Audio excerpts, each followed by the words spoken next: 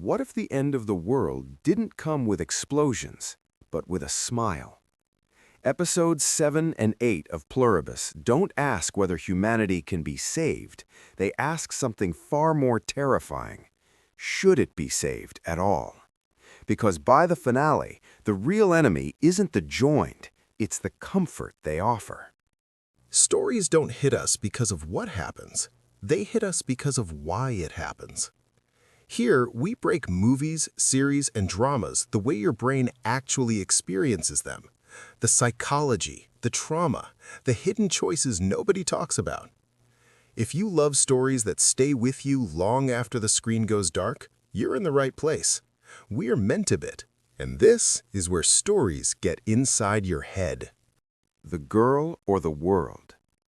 Episode 7 isn't about action, it's about delay. Every scene feels intentionally slow because Carol is running out of time and the show wants you to feel it. The joined are no longer chasing her, they're waiting. That's important. True control doesn't rush. Carol's psychological breakpoint. Carol now understands the truth. The cure isn't coming fast enough. Her immunity is temporary. Her body will be taken, willingly or not. And the joined know it. So they stop threatening her and start rewarding her. Peace, connection, love. Zusa becomes the embodiment of that offer. Not as a villain, but as a mirror. Zusa doesn't lie. She doesn't manipulate. She simply asks one question. Why would you choose suffering when you don't have to? That's the most dangerous question in the entire show. Monos versus the joined. Ideology clash. Monos represents resistance, but not hope. His worldview is built on fear of loss, religion, identity, the soul. To him, the joined didn't evolve humanity, they stole it. Episode 7 makes something uncomfortable clear. Monos doesn't want to save people. He wants to restore a version of humanity that no longer exists. That's why his plan feels impossible. Not scientifically, psychologically. The discovery, the signal.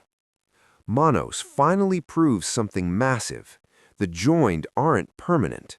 They're synchronized. Connected through a standing electromagnetic frequency, a hive signal originating beyond Earth.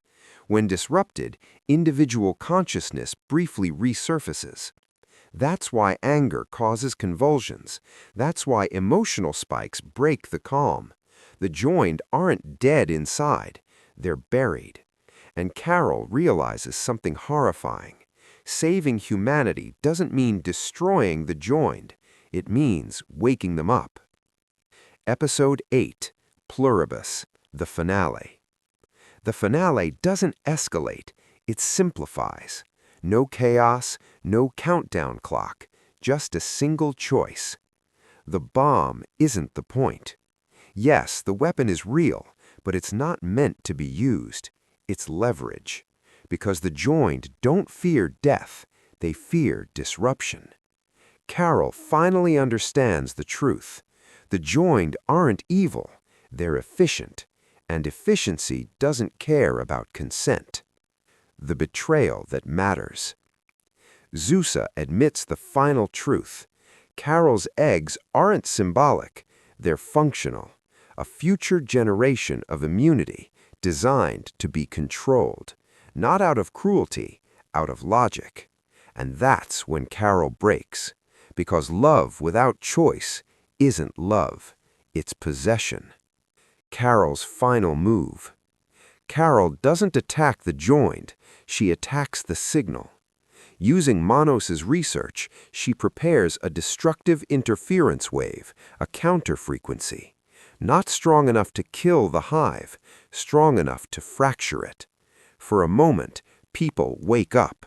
They scream, they cry, they remember, and the joined experience something new, fear. The cost of freedom. The signal collapses, but not cleanly. Some people return, some don't. The world isn't saved, it's returned to uncertainty. And Carol disappears from the network entirely. Not dead, disconnected. Final meaning. Pluribus was never about aliens or mind control. It was about a terrifying question. If peace requires surrendering who you are, is that peace worth it? The finale doesn't give comfort, it gives responsibility, and that's why it lingers. Pluribus doesn't end with answers, it ends with a mirror, and once you see yourself in it, you can't unsee it. Episode 9 of Pluribus changes everything. This is the episode where the truth stops being subtle, alliances crack, control becomes visible, and one character finally realizes they were never choosing freely. If you thought Pluribus was slow before, Episode 9 proves it was building towards something terrifying. Episode 9 is now live on the channel. Go watch the full breakdown and subscribe for the rest of Season 1. Don't forget to subscribe Mentebit for more upcoming videos.